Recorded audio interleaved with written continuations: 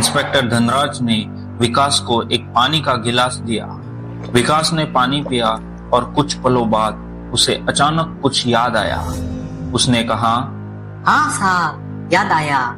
कुछ हफ्ते पहले जमनपुर कॉलोनी के पीछे जो घना जंगल है, वहाँ मुझे कुछ अजीब सा दिखा था।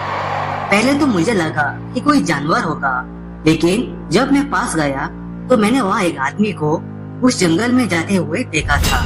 क्या तुम बता सकते हो वो आदमी कौन था? क्या तुमने उसका चेहरा देखा था? इंस्पेक्टर धनराज ने बेताबी से पूछा। नहीं साहब, मैं चेहरा तो नहीं देख पाया, लेकिन वो मुझे पीछे से बिशु जैसा लगा। मैंने इस सोच पर नजरअंदाज किया, ये सोचकर कि बिशु तो घर में सो रहा होगा पूरे दिन की ड्यूटी के बाद। इसलिए मैंने उस आदमी का पीछा नहीं किया और वापस अपनी ड्यूटी पर लौट गया। इंस्पेक्टर धनराज इस जानकारी को समझने की कोशिश कर रहे थे, लेकिन अब भी कुछ साफ नहीं था। उन्होंने आगे पूछा, बहुत अच्छा विकास, ये जानकारी आगे बहुत काम आएगी। अच्छा, एक आखिरी सवाल, क्या तुम चंदू के गायब होने के बारे में कुछ बता सकते हो? नहीं साहब, चंदू कब गायब हुआ ये मुझे भी तब पता चला जब बिशु ने मुझे बताया था। ये सुनकर इंस्पेक्टर धनराज ने विकास को पुलिस स्टेशन से जाने की इजाजत दे दी, लेकिन विकास डर गया था। उसके चेहरे पर अजीब सी बेचैनी थी। डर के मारे विकास ने इंस्पेक्टर से पूछा, लेकिन साहब, अब आगे क्या होगा? कहीं बिशु मुझे भी चंदू की तरह बाहर न डाले। मुझे घर जाने में भी डर लग रहा है। देखो विकास, तुम डरो मत। अभी तक बिशु को पता नहीं चला है कि हम लोग उसके बारे में जानते हैं, इसलिए तुम्हें डरने की जरूरत नहीं है। अब तक चंदू को किसने मारा, क्या वो खुद मारा, ये कुछ नहीं कहा जा सकता। मेरी बात ध्यान से सुनो, तुम बस जैसे अब तक रह रहे थे वैसे ही रहना। उसे शक मत होने देना कि तुम्हें कुछ पता है, समझे? वरना तुम्हारी जान को खतरा हो सकता है। कुछ दिन ऐसे ही चलने दो। मैं बिशु और चुमचुम गैंग के बारे में कुछ सोचता हूँ। कुछ न कुछ करना पड़ेगा। ठीक है साहब, आप जैसा कहेंगे ऐसा ही करूँगा। इतना कहकर विकास पुलिस स्टेशन से चला गया। उसी रात करीब 11 बजे इंस्पेक्टर धनराज पोकापुर पहुंचे, जहां बिशु छिपा हुआ था। इंस्पेक्टर साधारण कपड़ों में थे, वर्दी में नहीं। वो धीरे धीरे बिशु के घर की तरफ बढ़ने लगे। इधर उधर देखा, लेकिन कोई नजर नहीं आया। चारों तरफ सन्नाटा था, आसपास कोई घर भी नहीं था। इंस्पेक्टर धनराज ने बिशु के घर के पास एक बड़े पेड़ की आड़ ले ली, ताकि वो बिशु पर नजर रख सके। 1 घंटा बीत गया, लेकिन बिशु की तरफ से कोई हलचल नहीं हुई। इंस्पेक्टर धनराज ने बिशु के घर में घुसकर उसे रंगे हाथ पकड़ने का फैसला किया। उन्होंने अपनी सर्विस गन निकाली और धीरे धीरे घर की तरफ बढ़ने लगा। जब वो घर के मुख्य दरवाजे पर पहुंचे तो देखा कि दरवाजा बाहर से बंद था। उन्होंने घर का हर कोना देखा और खिड़की से अंदर जाने का रास्ता पाया।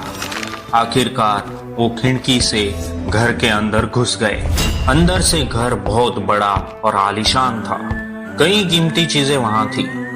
इंस्पेक्टर धनराज ने हर कमरे की जांच करने का फैसला किया। उन्होंने हर कमरे और कोने को देखा, लेकिन कुछ नहीं मिला। बाथरूम, किचन सब चेक किया, लेकिन उन्हें कुछ भी हाथ नहीं लगा। फिर अचानक इंस्पेक्टर धनराज की नजर एक चिट्ठी पर पड़ी, जो एक कमरे के बिस्तर के नीचे छिपा कर रखी गई थी। उन्होंने जल्दी से चिट्ठी खोली और उसमें लिखा था, चुमचुम गैंग को पता चला है कि पोकापुर के घने जंगल के पीछे एक पहाड़ है और उस पहाड़ पर जमन फुट कॉलोनी से 10 गुना ज्यादा खजाना छुपा हुआ है। वक्त कम है, चुमचुम गैंग से पहले पहुंच जाओ, वरना खजाने से हाथ धो बैठो। ये चिट्ठी किसी अनजान व्यक्ति ने बिशु को लिखी थी। इंस्पेक्टर धनराज ने गौर किया कि ये हैंडराइटिंग उसी चिट्ठी से मेल खा रही थी जो उन्होंने चंदू की जेब में पाई थी जब उसकी लाश जमन फुट कॉलोनी में मिली थी। इंस्पेक्टर धनराज ने तुरंत अपना मोबाइल निकाला और पुलिस स्टेशन फोन किया। फोन बजा और एक कांस्टेबल ने फोन उठाते हुए कहा, जी साहब, बेवड़े बोल रहा हूँ। बताइए साहब, क्या ऑर्डर है मेरे लिए? बेवड़े, तुरंत एक छोटी सी फोर्स तैयार करो और जीप लेकर तेजी से पोकापुर पहुंच जाओ। यस सर, अभी अपनी फोर्स के साथ पहुंचते हैं। बेवड़े के इतने कहने पर कॉल कट गई।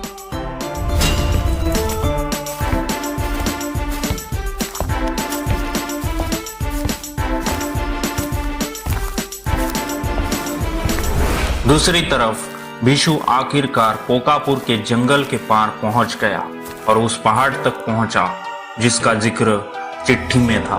उसने इधर उधर देखा और अचानक 5 बड़े ट्रक देखे जिनमें कुछ सामान लदा हुआ था। भीशु को लगा कि खजाना इन ट्रकों में छुपा हुआ है, इसलिए वो ट्रकों की तरफ बढ़ने लगा। धीरे धीरे चलते हुए उसे लग रहा था कि कोई उसका पीछा कर रहा है, लेकिन जब उसने पीछे देखा तो वहां कोई नहीं था। ऐसा कई बार हुआ, लेकिन भीशु ने इसे नजरअंदाज कर दिया और चलता रहा। आखिरकार वो उन ट्रकों के पास पहुंचा जो उसके सामने खड़े थे। भीशु उत्साहित और खुश हो गया। जैसे ही उसने ट्रकों को जांचना शुरू किया, अचानक कहीं से एक जोरदार मुक्का उसके सर पर आकर पड़ा। भीशु चिल्लाया और बेहोश होकर जमीन पर गिर पड़ा। उधर बेवड़े अपनी पुलिस जीप और 5-6 पुलिस कर्मियों के साथ पोकापुर पहुंच गए, जहां इंस्पेक्टर धनराज इंतजार कर रहे थे। बेवड़े ने जीप से उतरकर इंस्पेक्टर धनराज को सलाम किया और कहा, साहब, जैसे आपने कहा था, हम यहाँ पहुंच गए हैं। आपकी फोर्स तैयार है। अब आगे क्या करना है?